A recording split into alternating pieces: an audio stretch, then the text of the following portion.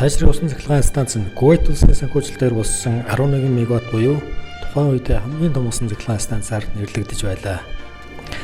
50 гаруй км квадрат нуур үлснээр загасны үржил өсч, Говьалтай аймгийн хамгийн том нуураар нэрлэгдэн аялал жуулчлалын онцгой орон бүсэд орж, аялагчдын очих дуртай газрын нэг болсон байна.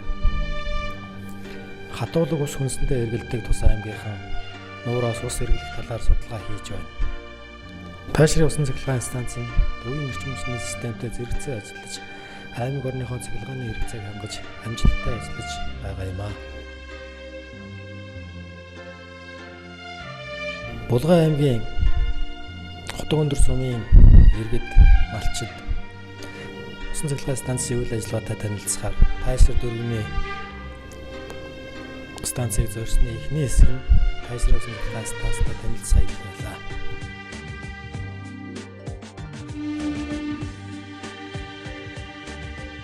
Булган аймгийн өндөр сумаас сумд Игэн голын усан цахилгаан станц байх холбоотойгоор сумаас ажлын хэсэг гараад Игэн голын усан цахилгаан станцын төслийн нэгжтэй хамтраад 22 хүний бүрэлдэхүүнтэй ажлын хэсэг Говьалтай аймгийн Тайшрын усан цахилгаан станц дээр газар дээр нь ажиллаж танилцлаа.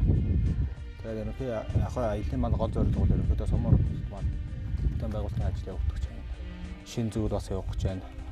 Усан цахилгаан станц гэдгийг бол манайхан бол төдийлөн сайн мэдгүй. Одоо Монголд бол ерөнхийдөө баг 2 дахь том бүтээн байгуулалтын ажил явах гэж байна. Тэгээд өмнөх туршлагыг Монголын одоо хамгийн том анхны усан цахилгаан станцыг баригдахаар болж байна. Одоо жишээлбэл өнөөдрийн танилцж байгаа Тайшрын усан цахилгаан станц маань 20 дахин илүү том ийм нөхөр байгууламжийг барихтай холбоотойгоор туршлага судлаад явж байгаа маа.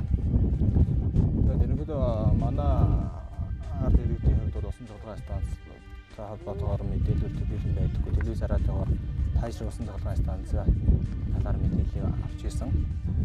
Яг ерөнхийдөө телевизараатайгаар бол сүүлийн жилүүдэд Игэн голын усан цахилгаан станц барихтай холбоотойгоор сөрөг мэдээллүүд юм бол дан тэр талаасаа ерөнхийдөө мэдээлэл ерөнхийдөө төгөөд явж исэн. Тэгээд мянга сонсохоор нэг чих бодол нүд өнө гэж ялгар яг газар дээр бодтойгоор хийж явж байна. Тэгээд яг газар дээр нэрээ танилцахад бол энэ байгууламж бол үнэхээр байгаль их дэлхийд ээж гсэн ач тустай тухайн сум орон нутгад хэрэгтэй мөн одоо Монгол улсын аюулгүй байдал эдийн засгийн талаасаа ч гэсэн асар их үр нөлөөтэй ийм байгууламж явах юм аа. Тэгээд мөн бас ажлын хэсэг дээр маань усан цахилгаан станц дээр ажиллаж байсан инженер Баатар гэдэг хүн зөвлөд ажиллаж байна. Мэргэжлийн талаасаа зөвлөгөө өглөө тухайн станц дээр ажиллаж байгаа мэргэжлийн хүмүүс бас мөн зөвлөгөө өгөөд бүрэн мэдээлэлээр хангаад байгаа. Өнөөдөр нэг өдрийн турш сайхан танилцж байна. Тайшрын усан цахилгаан станц маань Говьалтай аймагт одоо жишээлбэл Монгол орны Говьалтай аймгийн үндсэндээ говь нутаг одоо төдийлөн усны өндөр зэрэг байхгүй цаг Монгол төр баригдсан. Энэ станц яг энэ хамгийн том одоо нуур үүссэн байж байна.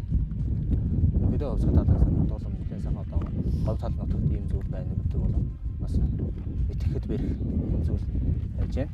Тэгээд энэ зүйлийг харахад үнэхээр сайхан байна. Тэгээд энэ дээр мөн бас зүгээр нэг цуглуулсан усыг ашиглаад байгаа биш. Тухайн нуур цөөрөндөө загас үржүүлээд явж байгаа сайн туршлага байна.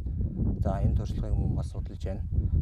Загас нь одоогийн байдлаар нэлээд сайн үржиж байгаа ийм төлөвтэй байна. Тэгээд усан цахилгаан станцын усыг зөвхөн ашиглаад гаргаж байгаа. Тэгээд 6 усан цахилгаан станцаас гараа цаашгаа ингээд зөв голдролтой ороод явж байгаа ус бол үнэхээр ингээд тунгалаг ямар нэгэн тийм сөрөг нөлөөгүйгээр байгаль дэлгэцгээтэй эргэж уусааш ингээд цаашийнхаа зам харгууг өсөлж унтаад ингээд явж байгаа сайхан зүйл байна. За миний хувьд бол одоо мэдээллийг бол телевиз сонингоос авч ирсэн. Тухайн үед бол одоо ерөнхийдөө усан цахилгаан станц баригдаад тухайн нууранд нь бол одоо замаг үүсдэг, загас үржидгүү, загас одоо өгдөг гэсэн ойлголттой байсан бол энэ дээрээ бол одоо шал өөр ойлголттой болоод уцтлаа. Ерөнхийдөө усан цахилгаан станцын талаараа бол анхны ойлголт бол жоохон бүрхэг байсан. Энэ дээрээ усан цахилгаан станц эдийн засгийн хувьд хүн ардаа, газар тариаландаа ямар ач холбогдолтой энэ талаар ерөнхийдөө ойлголттой боллоо. Ерөнхийдөө усан цахилгаан станцын талаар бол эдийн засгт асар их хэмнэлттэй, үүнийгээ дагаад услаатай газар тариалан хөгжих боломжтой. За тэгээд мөн нуурын дагаад бол аюул жуулчлал өгөх боломжтой иймэрхүү давуу талууд байна. Хамгийн гол давуу тал бол одоо манай Монгол улс одоо гадаадаас авж байгаа эрчим хүчээ дотоодоо үйлдвэрлэх боломж нөхцөл үүсэж байгаа нь одоо ерөөсөө бас хамгийн давуу чанар байна л гэж бодож байна.